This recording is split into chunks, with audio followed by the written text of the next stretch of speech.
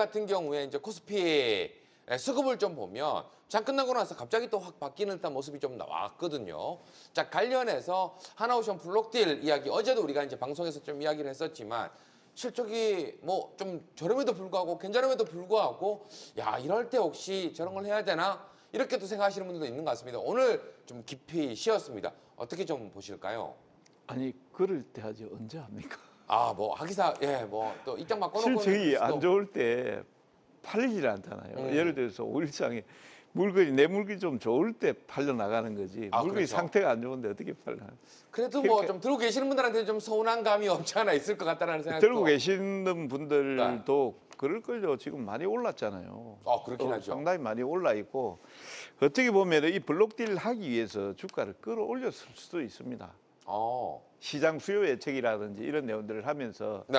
적정 주가를 산업은행 같은 경우에도 손해볼 이유가 없잖아요. 이제 우리가 투자한 자금들인데 주가를 최대한 끌어올려 놓고 거기에 대부분 그러잖아요. 물량 팔 때 끌어올려 놓고 요 정도 깎아줄게.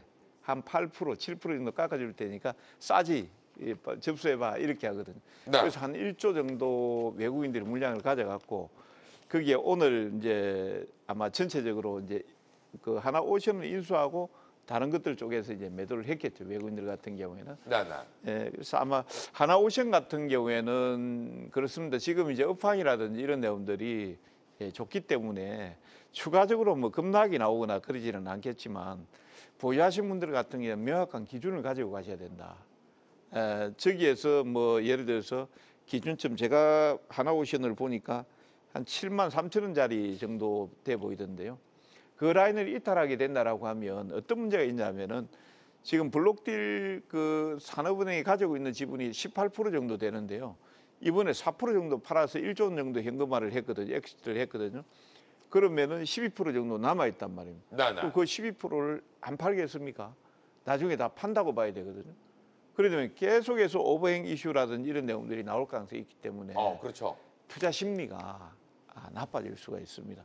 오히려 그걸 외국인들을 받았을 수도 있습니다. 팔고 공매도 때리고 치고 이렇게 할 수 있거든요.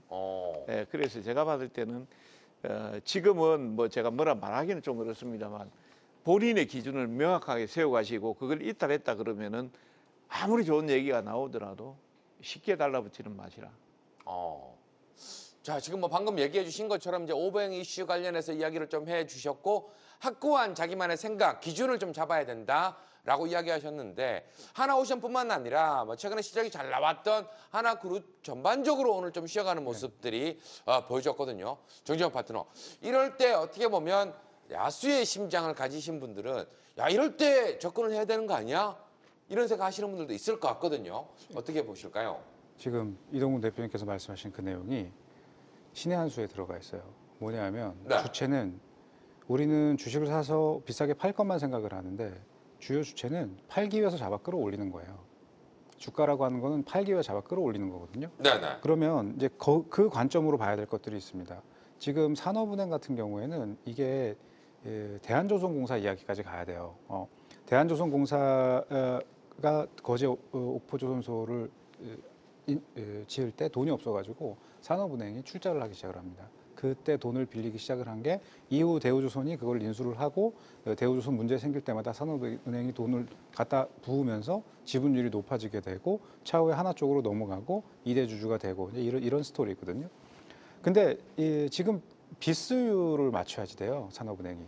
빚수율을 맞추려고 하면은 갖고 있는 이 기업의 보유 비중을 15% 밑으로 낮춰야 되거든요. 19.5%부터 내려오기 시작한 거거든요. 그러니까 지금 빚수율 안쪽으로 들어왔다고 해도 또 비중을 줄여야지 됩니다.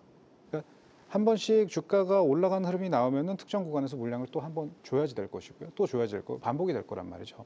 근데 우리가 가시적으로 볼 때는 이런 디테일한 내용들을 모두가 알 수 있는 게 아니잖아요. 그러니까 하나그룹주 전체에 다 문제가 있다고 생각을 하는 거죠. 근데 하나그룹주 내에서도 같은 패턴으로 팔기 위해 끌어올린 종목들이 분명히 있단 말이에요. 지금 현재 구간이 이전보다 높은 구간에서 그게 좀 과도하다면은 근데 공매도나 주선 매도가 좀 들어올 거고 또 너무 들어와 있는 구간이 저조하다면은 반발 매수가 들어오게 될 텐데 그런 관점에서 앵커님이 질문하신 것처럼 그나마 괜찮은 게 뭐가 있겠느냐, 살 수 있는 게 뭐가 있겠느냐. 그럼 좀 눌림을 준다거나 조금 시간을 끌면서 신용 물량을 떨군다면은 하나 시스템 같은 것들 매입하는 게 유리하다. 왜냐하면 하나오션은 너무 밑에서 많이 올라요. 다른 조선주들보다 조금 더. 그러니까 좀 시간적인 부분들에 대한 조율이 들어올 거라고 보고요. 하나시스템 반면에 지금 다른 이슈들도 끼고 있으니까 조금 더 나을 거라고 보고 다 같이 뭉뚱그려서 다 물량을 던질 수 있는 그런 상황은 아니었는데 뭐 울고 싶은 애 뺨 맞은 거죠. 그러니까 뭐 잘 활용할 수 있는 기회가 될 수 있을 것 같기도 해요. 네, 그렇죠. 또 뭐 어떻게 보면 많이 올라 있는 상태에서 나온 부분이기 때문에 쉬어감 속에서 또 긍정적으로 볼 수 있는 종목 하나 시스템 관심 있게 좀 보자라고 이야기를 해주셨고